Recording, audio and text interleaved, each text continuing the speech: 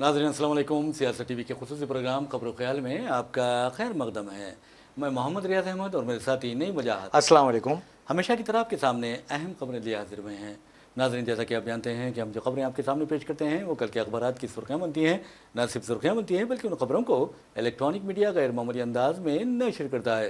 इसी तरह social media पर ये खबरें वायरल होती हैं। बहरहाल नाज़रीन, जहाँ तक खबरों का सवाल है, आपको अंदाज़ा है कि किस तरह कल यानी 8 अक्टूबर को आप देखेंगे कि हरियाणा और कश्मीर के असम्बली इंतखाबात जो मुनक़िद हुए थे उसके नताइज का ऐलान किया जाने वाला है। और जो एग्ज़िट पोल्स आए हैं, जो ओपिनियन पोल्स मंजर-ए-आम पर लाए गए हैं, उसमें वाज़ेह तौर पर कहा गया है कि हरियाणा और कश्मीर में कांग्रेस के ज़ेर क़यादत इत्तेहाद को इक़्तिदार हासिल होगा। यानी हरियाणा में कांग्रेस को पूरी अक्सरियत, वाज़ेह अक्सरियत के साथ कामयाबी मिलेगी, जबकि कश्मीर में उसके इत्तेहादियों के साथ कांग्रेस को इक़्तिदार मिलने वाला है। तो ये एक अहम बात रही है। लेकिन जहाँ तक हरियाणा का सवाल है, हरियाणा के बारे में आप देखेंगे कि अगर बीजेपी जिस अंदाज में गेम खेल रही थी, ख़ासतौर पर गुरमीत राम रहीम को पैरोल पर रिहा करके उसके बाद कहा जाने लगा था कि ये नताइज में उलट फेर हो सकता है। लेकिन जहाँ तक एग्जिट पोल का सवाल है, उसमें तो वाज़ेह तौर पर कहा जा रहा है कि कांग्रेस 46 से लेकर 65 नशस्तों पर कामयाबी हासिल करेगी और बीजेपी इस मरतबा इक़्तिदार से महरूम हो जाएगी,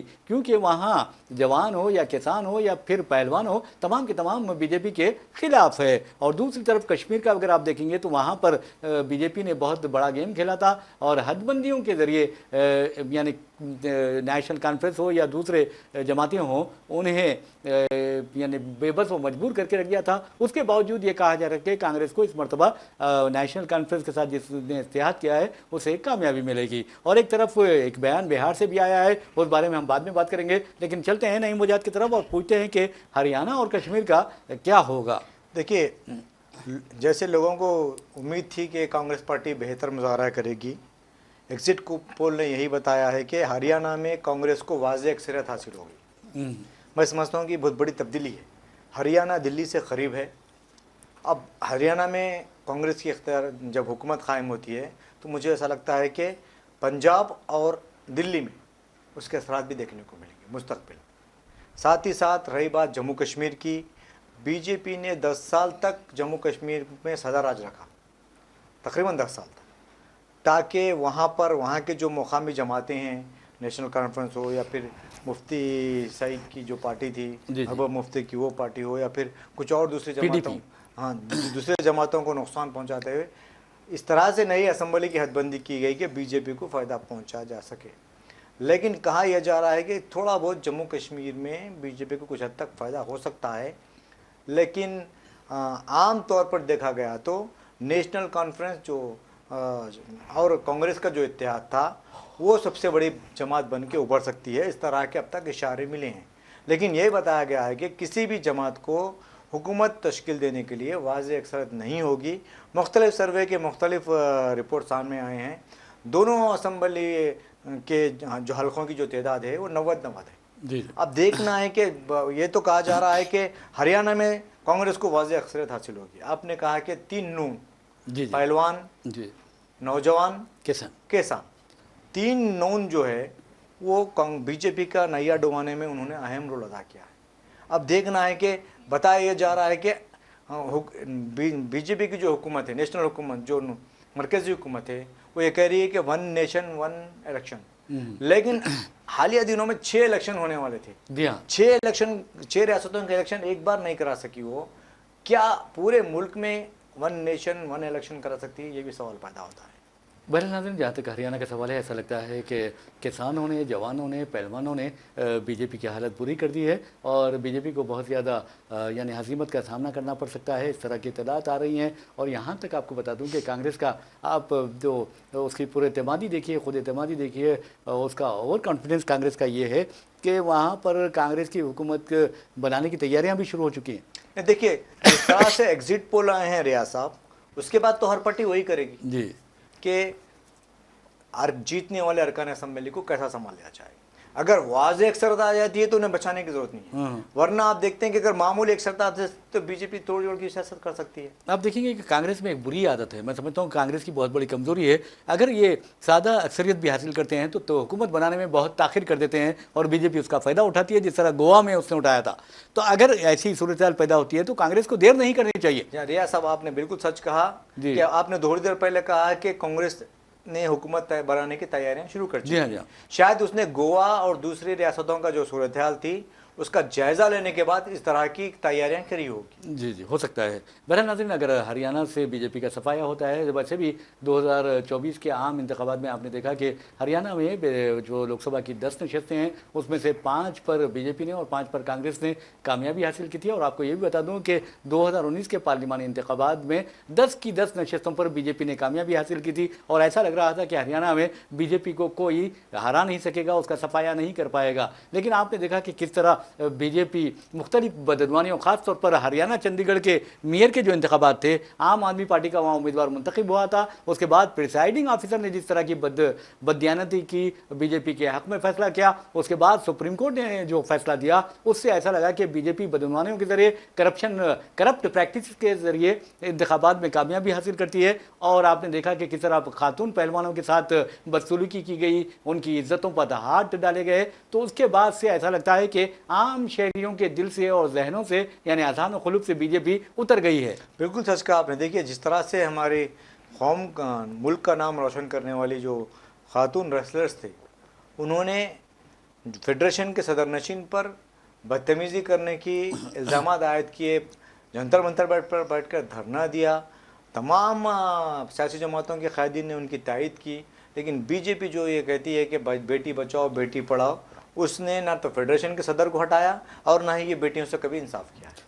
بہرحال ہم آپ کو بتا دیتے ہیں کہ کل ہی ووٹوں کی گنتی ہوگی ہریانہ اسمبلی انتخابات کی اور کشمیر اسمبلی انتخابات کی، لیکن جہاں تک مہاراشٹر کا سوال ہے، مہاراشٹر میں بھی انتخابات ہونے والے تھے، لیکن آپ نے دیکھا کہ کس طرح بی جے پی کی قیادت در خوف میں مبتلا ہو گئی، کیونکہ جو گٹھ بندھن ہے، وکاس اگھاڑی جسے کہا جاتا ہے، مہاراشٹر میں کانگریس ہے، این سی پی شرد پوار اور شیو سینا ادھو ٹھاکرے گروپ پر مشتمل یہ اتحاد ہے، اس کے بارے میں کہا جا رہا ہے کہ وہ بآسانی بی جے پی اتحاد کو پچھاڑ سکتی ہے، بی جے پی اتحاد کو شرمناک شکست سے دوچار کر سکتی ہے، کیونکہ عوام نے دیکھ لیا ہے کہ ایکناتھ شنڈے نے اصل جو شیو سینا ہے ادھو ٹھاکرے کی، اس سے غداری کی، اور بی جے پی نے ایکناتھ شنڈے کی حوصلہ افزائی کی، اور پھر ایک یعنی اقتدار چوری کیا گیا، اقتدار کا سرقہ کیا گیا اور ایک حکومت بنا دی گئی۔ اب یہ کہا جا رہا ہے کہ مہاراشٹر میں بی جے پی کی زیر قیادت جو اتحاد ہے اس کا موقف بہت زیادہ کمزور ہو گیا ہے، جس کا اندازہ اس بات سے لگایا جا سکتا ہے کہ بلدیہ جو ممبئی کی بلدیہ ہے، ہندوستان کی سب سے دولت مند ترین بلدیہ ہے، اس کے انتخابات نہیں کروائے گئے، اس ڈر سے کہ کہیں کانگریس اور شیو سینا ادھو ٹھاکرے کے ساتھ ساتھ این سی پی شرد پوار گروپ کو یا اتحاد کو کامیابی ملے گی۔ بالکل آپ نے سچ کہا۔ دیکھیے جی ممبئی جو ہے فائنینشل سٹی ہے ملک کا، جی ہاں اور وہاں کی جو سرگرمیاں ہیں، اکثر جو بھی معاشی سرگرمیاں تھیں وہ پہلے مہاراشٹر میں ہوا کرتی تھیں۔ جی جی جب سے نریندر مودی وزیر اعظم اور ہمیشہ ہمارے مرکزی وزیر داخلہ بنے ہیں، یہاں کی سرگرمیوں کو گجرات منتقل کر دیا۔ جی جی ہاں جی خیر ٹھیک ہے، گجرات بھی ہندوستان کا حصہ ہے، لیکن جس طرح گجرات پہ توجہ دی جا رہی ہے وہ ملک کے دوسری ریاستوں پہ نہیں دی جا رہی ہے۔ جی اب آپ نے بات کہی ہے کہ ممبئی کے جو الیکشن کرائے جانے تھے بلدیہ کے، وہ نہیں کرائے گئے، تو ساتھ میں یہ بھی کہا جا رہا تھا کہ اسمبلی کے انتخابات بھی کرانا چاہیے تھا وہاں پر، لیکن نہیں کرائے گئے۔ جی کتنے بھی تاخیر کر لو، جتنی بی جے پی تاخیر کرے گی، میں سمجھتا ہوں کہ نقصان اتنا زیادہ بی جے پی کو ہوگا، کیونکہ جب توڑ دوڑ کی جو سیاست کری جاتی ہے اس سے بی جے پی کو بہت زیادہ نقصان ہوگا، یہ مہاراشٹر میں دیکھنے کو ملے گا۔ بالکل ناظرین، میں آپ کو بتا دوں کہ جہاں تک انتخابات کا سوال ہے، وزیر اعظم نریندر مودی کی پارٹی نے ون نیشن ون الیکشن کا نعرہ بلند کیا تھا، لیکن افسوس کی بات یہ ہے کہ ون نیشن ون الیکشن کا نعرہ اس نے اپنے مفاد میں دیا تھا، لیکن وہ نعرہ بھی ناکام رہا ہے، اسی طرح جس طرح بیٹی پڑھاؤ بیٹی بچاؤ کا نعرہ ناکام اور کھوکھلا ثابت ہوا ہے۔ ویسے ناظرین، جہاں تک انتخابات کا سوال ہے، آپ دیکھیں گے کہ جو حکومت یعنی مرکزی حکومت دعویٰ تو ون نیشن ون الیکشن کا کر رہی ہے، لیکن 4 ریاستوں کے انتخابات وہ ایک ساتھ نہیں کروا سکتی، تو پھر پھر کیا فائدہ کہ وہ اس طرح کے دعوے کرتے رہے. اب آپ اندازہ کیجئے کہ 2025 میں بہار کے اسمبلی انتخابات ہونے والے ہیں اور آپ نے دیکھا کہ کس طرح وہاں نتیش کمار کی حکومت ہے اور نتیش کمار نے اتحاد کر لیا ہے بی جے پی سے. ان سے کیوں اتحاد کیا ہے, کس لیے اتحاد کیا ہے, کیسے سودے بازی کی ہے, یہ تو آپ کو اچھی طرح معلوم ہے. لیکن پرشانت کشور جو نتیش کمار کے بہت ہی قریبی رہے ہیں اور ان کی پارٹی کے نائب صدر تھے, اور ایک مرتبہ تو انہیں یہ کہا جانے لگا تھا کہ وہ نتیش کمار کے یعنی نائب ہوں گے, نتیش کمار کے جانشین ہوں گے. تو بہرحال اب انہوں نے اپنی پارٹی سوراج پارٹی قائم کر لی ہے اور کہا ہے کہ 2025 کے اسمبلی انتخابات میں نتیش کمار کی جنتا دل یو کو 20 نشستیں بھی نہیں مل پائیں گی. دیکھیے بالکل آپ نے سچ کہا ہے. جی کل میں سمجھتا ہوں کہ 11-12 بجے تک تقریباً آپ کو رجحان معلوم ہو جاتا ہے, واضح ہو جائے گا. واضح ہو جائے گا کہ ہریانہ میں کس کی حکومت بنے گی اور جموں کشمیر میں کس کی حکومت. جی جی. اب رہی بات آپ نے بہار کی بات کی ہے, اس وقت بہار بہت زیادہ موضوع بحث ہے. بڑی ریاست ہے کیونکہ بڑی ریاست ہونے کے ساتھ ساتھ مودی کی حکومت بننے والی نہیں تھی جی جی اگر نتیش کمار انہیں سپورٹ نہیں کرتے تھے. جی ہاں. لیکن نتیش کمار پلٹو رام پلٹو چاچا کے نام سے بہت مشہور ہے.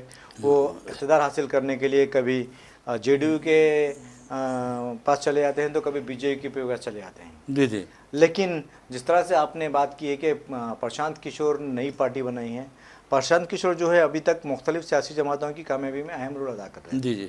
ان کی سیاسی حکمت عملی تیار کرتے تھے. آپ نے بالکل سچ کہا ہے کہ جے ڈی یو کے وہ نائب صدر بھی بنائے گئے تھے. بالکل یہی کہا جا رہا تھا کہ شاید اب نتیش کمار آرام کریں گے اور پرشانت کشور کو ذمہ داری دیں گے. لیکن پتہ نہیں دونوں کے درمیان کیا ہوا, دونوں کی دنیا الگ ہو گئی اور پرشانت کشور نے نئی پارٹی بنا دی ہے. مجھے ایسا لگ رہا ہے کہ ریاست میں 2009 تلنگانہ میں متحدہ آندھرا پردیش تھا, 2009 میں جو صورتحال پیدا ہوئی تھی آندھرا پردیش میں وہی صورتحال بہار میں دیکھ رہا ہوں. 2009 میں تیلگو فلم اسٹار چرنجیوی نے ایک پارٹی قائم کی تھی. اس پارٹی نے 18% ووٹ لیے تھے. پرجا راجم, بالکل سچ کہا آپ نے. 18% ووٹ لیے تھے, جس کی وجہ سے راشیکر ریڈی کی جو کانگریس حکومت تھی اس کی جو نیگیٹو ووٹ تھے, جو مخالف لہر چل رہی تھی, وہ تقسیم ہو گئے, ادھر چلے گئے, جس کے نتیجے میں تلگو دیشم کو نقصان ہوا اور کانگریس کو فائدہ ہوا. مجھے ایسا لگ رہا ہے کہ اب پرشانت کشور نے جس پارٹی کا اعلان کیا ہے, اگر وہ پارٹی اپنے امیدوار مقابلے میں اتارتی ہے, پہلے سے بدنام پلٹو رام پلٹو چاچا کو لوگ بھروسہ نہیں کریں گے. اور ایسا لگتا ہے کہ اس مرتبہ زیادہ سے زیادہ فائدہ ہمارے للو پرساد یادو کی پارٹی کو. اور ایک بات دیکھیے نا وجہ صاحب, آپ نے بہت چرنجیوی کی پارٹی کی بات کی تھی اور ایک جان بوجھ کر ایسا لگا تھا کہ مجھے تو ایسا محسوس ہو رہا تھا اس وقت کہ جان بوجھ کر اتارا گیا ہے میدان میں پرجا راجیم کو یعنی چرنجیوی کو ووٹ کاٹنے کے لیے. آپ اس لیے کہہ رہے ہیں کیونکہ بعد میں وہ کانگریس میں ضم ہو گئے. ہاں بالکل بالکل بالکل. تو بہرحال جن سوراج پارٹی پرشانت کشور نے قائم کی ہے اور ان کا دعویٰ ہے کہ اگر این ڈی اے کے ساتھ اتحاد کرتی ہو یا پھر کانگریس کے ساتھ بھی اتحاد کرتی ہے جے ڈی یو, تو اسے 20 نشستوں سے زیادہ حاصل نہیں ہو سکتی نشستیں اور وہ اس سے بری طرح ناکام ہوں گی. اور انہوں نے کہا ہے کہ مجھے بہت زیادہ فائدہ ہوگا. تو بہرحال آپ دیکھیں گے بہار ہو یا جھارکھنڈ ہو. اب جھارکھنڈ کی بات یہ چمپائی رام جو ہے وہ سابق چیف منسٹر, کچھ دن کے لیے چیف منسٹر رہے تھے, پھر بی جے پی میں انہوں نے یعنی شمولیت اختیار کی. اب ان کے بارے میں کہا جا رہا ہے کہ ان کی حالت خراب ہو گئی ہے, صحت خراب ہونے کی وجہ سے انہیں اسپتال منتقل کر دیا گیا ہے. تو کہیں یہ سیاسی بیماری تو نہیں ہے؟ نہیں, میں سمجھتا ہوں کہ پریشان ہو گئے ہوں گے بیچارے. دیکھیے اور ایک بات کیا ہے, انہیں جو موقع اور عزت جھارکھنڈ مکتی مورچہ ہیمنت سورین نے دی تھی, وہ عزت اور احترام میں سمجھتا ہوں کہ بی جے پی نہیں دے گی. جی ہاں, کیونکہ بی جے پی میں ذات پات کا بڑا رول ہوتا ہے. جی جی. اور وہ جو سورین جو ہے وہ شاید میں سمجھتا ہوں کہ انہیں وہ مقام نہیں مل رہا ہے, جس کی وجہ سے شاید ان کی بے چین ہے, صحت بھی خراب ہو رہی ہے. تو بہرحال میں سمجھتا ہوں کہ جب تک صحت خراب ہے اس وقت تک نہیں رہنا چاہیے پالیٹکس میں, کیونکہ پالیٹکس بہت گندی ہو گئی ہے اب, اور جہاں تک پولیٹیکل ویلیوز ہے وہ بھی تباہ ہو چکی ہیں. جی جی. سیاسی قائدین جب بیمار ہوتے ہیں اور انہیں پولیٹیکل عہدے ملتے ہیں تو وہ بہت زیادہ صحت مند ہو جاتے ہیں, جس کی زندہ مثال ہے. جی جی. آپ کو بتا دوں, راجیو گاندھی کے انتقال سے قبل جب لوک سبھا کے انتخابات ہو رہے تھے تب کانگریس پارٹی نے صحت کی بنیاد پر پی وی نرسمہا راؤ کو ٹکٹ نہیں دیا. جی ہاں جی. اب وہ ایک حادثہ پیش آیا راجیو گاندھی کا، جی ہاں۔ اس کے بعد کانگریس پارٹی نے تمام قائدین نے سونیا گاندھی سے ریکویسٹ کی کہ وہ پارٹی وہ وزیر اعظم بن جائیں، تو سونیا گاندھی نے اس کو قبول نہیں کیا، بی جے پی نے بھی اس کی سخت مخالفت کی تھی، یہاں تک کہ کانگریس کے شرد پوار، کانگریس میں تھے شرد پوار، انہوں نے بھی مخالفت کی تھی، تب کانگریس پارٹی نے سینئرٹی کی بنیاد پر پی وی نرسمہا راؤ کو وزیر اعظم بنا دیا تھا۔ جی ہاں، اس سے پہلے تک انہیں پارٹی کا ٹکٹ بھی نہیں دیا گیا، بیمار ہونے کی وجہ سے۔ جی ہاں، بیمار ہونے کی وجہ سے۔ بعد میں وہ دو مقامات سے، ایک اڑیسہ اور ایک آندھرا پردیش، اچھا، کرنول سے مقابلہ کیے تھے۔ یہاں پر این ٹی راما راؤ تیلگو دیشم کے صدر تھے، انہوں نے تیلگو پرائڈ کے نام سے ان کے خلاف امیدوار نہیں کھڑا کیا تھا، جی جی، لیکن دو مقامات سے، دو حلقوں سے بھی پی وی نرسمہا راؤ نے کامیابی حاصل کی تھی۔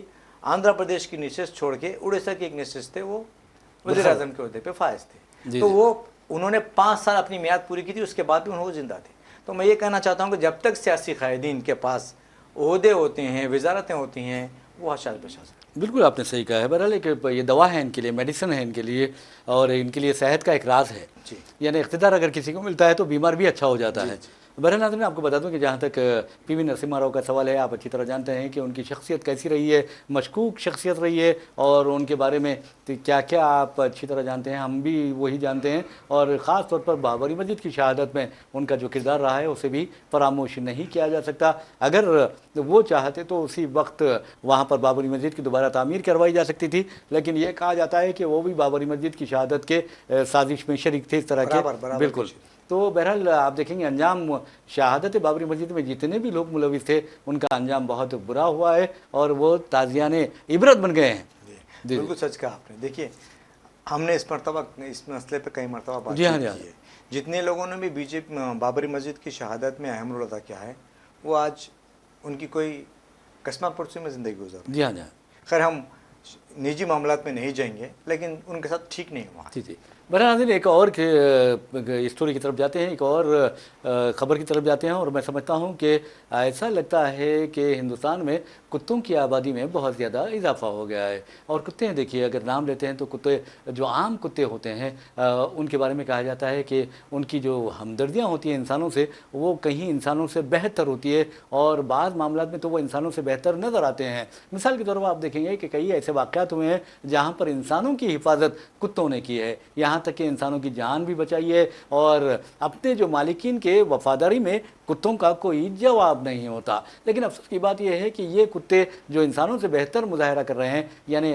انسانوں سے بہتر ثابت ہو رہے ہیں، اور ایسے انسان بھی ہیں جو کتوں سے بدتر ثابت ہو رہے ہیں۔ ہم چلتے ہیں یتین نرسنگھانند کی طرف۔ آپ کو بتا رہا ہوں کہ انہیں کچھ کہنے کی ضرورت نہیں ہے، اس کے بارے میں آپ اچھی طرح جانتے ہیں، وہ ایک ملعون ہے، اور ان کے بارے میں اب تو یہ بھی کہا جا رہا ہے کہ حرامی ہیں، اور حد تو یہ ہے کہ یہ بھی ان کے تعلق سے کہا جا رہا ہے کہ اس کے حسب نسب کا پتہ بھی شاید اسے معلوم نہیں ہے۔ اس کے جوابات یتین نرسنگھانند ہی دے سکتا ہے، لیکن ایک بات ضرور ہے کہ اس نے نہ صرف مسلمانوں کی توہین کو اپنا وتیرہ بنا لیا ہے، بلکہ ہمارے جو ہندو بہنیں ہیں ان کے بارے میں بھی انہیں بہت ہی خطرناک ریمارکس، غلط ریمارکس، بیہودہ ریمارکس کیے ہیں، اور اب تو وہ اس قدر بھونکنے لگا ہے کہ اس کے منہ سے حضور اکرم صلی اللہ علیہ وسلم کی شان میں گستاخی ہونے لگی ہے، اور حد تو یہ ہے کہ اس نے حضرت ابوبکر صدیق رضی اللہ تعالیٰ عنہ اور حضرت علی کرم اللہ وجہ رضی اللہ تعالیٰ عنہ کے شان میں بھی گستاخی کی ہے اس کے اپنے لوگوں نے۔ تو بہرحال ناظرین، آپ کو بتا دوں کہ اس طرح کے جو واقعات پیش آ رہے ہیں،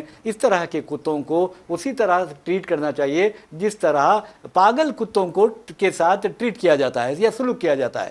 دیکھیے، آپ نے جس انداز میں پیش کیا ہے اس واقعے کو، ہم نے دیکھا ہے کہ ایک اتر پردیش کے شیعہ وقف بورڈ کے سابق صدر نشین رہ چکے ہیں، جی جی، وسیم رضوی جی، جو ان کے بہکاؤ میں آ گئے تھے۔ جی ہاں، جی آ گئے تھے، بالکل۔ انہوں نے اپنا مذہب تبدیل کر لیا، تیاگی۔ ہاں، اس کے بعد ان کا کیا ہوا؟ جی جی، پاگل کتوں میں بھی شمار نہیں ہے ان کا، جی ہاں، جی صحیح کہا، کہیں دکھائی نہیں دے رہے وہ۔ بالکل بالکل، جنہوں اپنے مذہب کو ٹھکرا کے جس مذہب میں شامل ہوئے تھے، وہ مذہب والے بھی قبول کرنے کے لیے تیار نہیں ہیں ان کو۔ بالکل بالکل، اور یہ لوگ ایسے لوگ ہیں جو مسلمانوں کے خلاف یا پھر اسلامی ہمارے پیغمبروں کے خلاف توہین آمیز ریمارکس کرتے ہوئے یہ اپنے آپ کو ہندوؤں کے ہیرو سمجھنے کی کوشش کر رہے ہیں۔ جی ہاں، پہلے تو وہ میں سمجھتا ہوں کہ ضمانت پہ ہے، جی ہاں، جی ہاں، عدالت نے انہیں کہا تھا کہ اس طرح کی بکواس دوبارہ نہیں کرنی چاہیے، جی جی، لیکن بار بار بکواس کی جا رہی ہے۔ جس طرح سے پولیس کی جانب سے دوسرے لوگوں قائدیوں کی ضمانت کو منسوخ کرنے کے لیے عدالت میں عرضی داخل کی جاتی ہے، پھر اس ملعون کے خلاف کیوں داخل نہیں کی جا رہی ہے درخواست، سمجھ میں نہیں آتا۔ آپ نعیم صاحب، اس جو قضیہ ہے اس کا ایک بالکل ایک ایسا موڑ بھی آیا ہے جس میں حیرت ہوتی ہے۔ یوگی آدتیہ ناتھ چیف منسٹر اتر پردیش، انہوں نے واضح طور پر کہا ہے کہ دیوی دیوتاؤں کے ساتھ ساتھ جو اہم شخصیتیں ہوتی ہیں، عظیم شخصیتیں ہوتے ہیں، جو سادھو سنت ہوتے ہیں، ان کے خلاف اس طرح کی بکواس نہیں کرنی چاہیے، اس طرح کے خیالات ظاہر نہیں کیے جانے چاہیے، اور اس طرح کی جو توہین آمیز ریمارکس کیے گئے ہیں وہ ناقابل قبول ہے۔ اس طرح کی بات کہی ہے انہوں نے۔ نہیں، شاید میں سمجھتا ہوں یہ ڈھکوسلا ہے، یا نہیں، میں نے سمجھتا ہوں انٹرنیشنل جو پریشر پڑا ہے، بس جی جی، اس سے دور اب توجہ دور کرنے کی کوشش کی جا رہی ہے۔ اگر ایسا ہے، اگر اس معاملے میں اتنا سنجیدہ ہے تو پھر اپنی حکومت کو بولیے یا پھر پولیس کو بولیے کہ عدالت سے رجوع ہو اور ان کی جو ضمانت ہے اس کو برخاست کرائیں۔ جی ہاں جی، نہیں تو کم سے کم دوسری ریاستوں میں جو ان کے خلاف مقدمات درج ہوئے ہیں، وہاں کی حکومتیں، وہاں کی پولیس جو غیر بی جے پی ریاستوں میں درج ہوئے ہیں، وہ بھی عدالت سے رجوع ہو سکتی ہے۔ اور نرملا صاحب، آپ دیکھیے کہ خود جو مسلم تنظیمیں احتجاج کر رہی ہیں انہیں بھی چاہیے کہ عدالتوں سے رجوع ہو کر یہ درخواست کریں کہ اس ملزم نے، اس مجرم نے، آپ دیکھیں گے کہ کس طرح حضور اکرم صلی اللہ علیہ وسلم کی شان میں گستاخی کی ہے، مسلمانوں کے خلاف اشتعال انگیزی کی ہے، اور اس کا ایک چیلا ہے انیل یادو، اسے بھی چھوٹا نرسنگ آنند کہا جاتا ہے، اس نے حضرت علی اور حضرت ابوبکر صدیق رضی اللہ تعالیٰ عنہ کی شان میں گستاخی کی ہے۔ تو آپ اندازہ کیجئے کہ یہ عدالت کو بتاتے ہوئے اس کی یعنی جو ضمانت ہے وہ منسوخ کروا سکتے ہیں۔ دیکھیے، میں سمجھ لیا بہت ضروری ہے آج کل مسلمانوں کو قانون کی تعلیم حاصل کرنا یا قانون کے بارے میں شعور حاصل کرنا۔ بہت سے مسلم وکلا ہے، ٹھیک ہے، ایسے کئی سیکولر ہندو وکلا بھی ہے جو مسلمانوں کے مفادات کے لیے لڑتے ہیں۔ جی ہاں جی ہاں، یا تو آپ خود اپنا پیروی کیجئے، اب مقدمہ درج عدالت میں درخواست دیجئے، یا پھر سیکولر وکلا کی خدمت سے استفادہ کیجئے۔ اب جیسا غیر مسلم بھائیوں کی بات کی ہے، خود جموں کشمیر جو بی جے پی کے صدر ہے رویندر رائنا، انہوں نے امت شاہ کو مکتوب لکھا ہے اور کہا ہے کہ اس کے خلاف کارروائی کی جائے۔ میں سمجھتا ہوں بی جے پی کے کوئی ہندو نے بھی، ہاں وہی رویندر رائنا، انہوں نے بھی ان کے خلاف کارروائی کا مطالبہ۔ اور ایک بیوقوف ہے بی جے پی کا ایم ایل اے ہے، یو پی سے اس کا تعلق ہے، وہ کہتا ہے کہ جن لوگوں نے یعنی یتی نرسنگ آنند کے خلاف احتجاج کیا مندر کے باہر، تو ان کا انکاؤنٹر کر دینا چاہیے تھا، انہیں گولیاں مار دینا چاہیے تھا، اور اگر 10-20 مسلمان مر جاتے احتجاجی تو پھر وہ دوبارہ ایسی حرکت نہیں کرتے، ہمت نہیں کرتے۔ ارے بیوقوف، یہ نہیں معلوم کہ حضور اکرم صلی اللہ علیہ وسلم کی بات جب آتی ہے تو نہ مسلمان گولی کو دیکھتا ہے، نہ توپ کو دیکھتا ہے، نہ میزائل کو دیکھتا ہے، اور نہ ہی اپنی جان کی پرواہ کرتا ہے۔ ایسا انہیں معلوم ہے، اس طرح کی بکواس کرنے پر بی جے پی یا پھر مرکزی حکومت یا پھر بی جے پی کی ریاستی حکومتوں میں انعام ملتا ہے، جی جی جی، اس لیے اس طرح کی بکواس کر رہے ہیں وہ۔ لیکن بہت اچھی بات یہ ہے کہ جموں کشمیر بی جے پی کے لوگوں نے بھی مکتوب لکھا ہے امت شاہ کو اور کہا ہے، اور خود یوگی آدتیہ ناتھ کا بیان بھی بہت اچھا ہے کہ یہ ناقابل قبول ہے اس طرح کی حرکتیں، اس نے کہا ہے۔ بیان سے کافی نہیں ہوتا، آپ کے پاس حکومت ہے، اقتدار ہے، آپ ایکشن لیجئے۔ بالکل بالکل، یہ بھی ضروری ہے، لیکن کم از کم بیان تو دیا ہے، کم از کم ایک پہل تو کی ہے، یہ بہت اچھی بات ہے، ورنہ ان سے کوئی توقع نہیں کی جا سکتی۔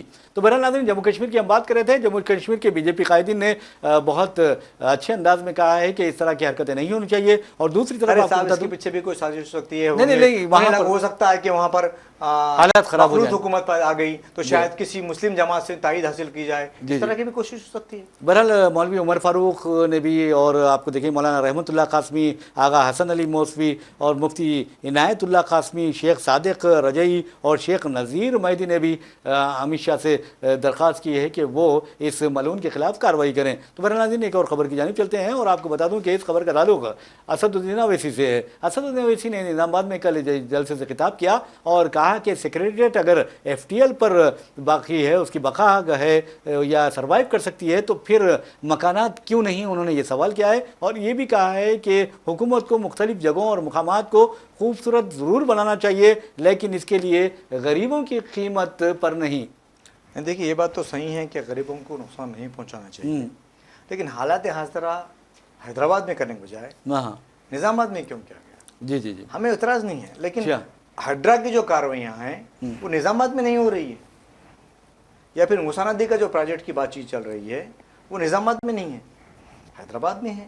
آپ حیدرآباد میں میٹنگ کیجئے، حیدرآباد کے لوگوں میں اعتماد پیدا کیجئے، پھر اس کے بعد اضلاع کا دورہ کیجئے۔ بہرحال ناظرین، آپ کو بتا دوں کہ جہاں تک ہیڈرا کا سوال ہے، ہیڈرا کا جو آپ اندازہ کیجئے، Hyderabad disaster response asset protection agency HYDRAA ہے، لیکن عوام میں جو خوف پایا جاتا ہے، لیڈروں میں جو خوف پایا جاتا ہے، اور جو دولت مندوں میں خوف پایا جاتا ہے، اس سے تو مجھے ایسا لگتا ہے کہ ہیڈرا نہیں ہے بلکہ ہائے ڈرا ہے۔ تو یعنی ہے ڈرا. تو آپ اندازہ کیجئے کہ یہ جو ڈرا ہے اور جو ڈرا وہ مرا. تو بہرحال ناظرین ڈرنے کی ضرورت نہیں ہے, حالات کا مقابلہ کرنا چاہیے, اور چاہے وہ کوئی بھی ہو اگر ظلم کر رہا ہے تو اس کا جواب ضرور دینا چاہیے. اسی کے ساتھ ہم اپنا پروگرام خبر و خیال اختتام کو پہنچاتے ہیں. مجھے محمد ریاض احمد ہمارے ساتھی نعیم وجاد کو اجازت دیجیے. انشاءاللہ پھر ملاقات ہوگی, پھر بات ہوگی. تب تک کے لیے اللہ حافظ. اللہ حافظ.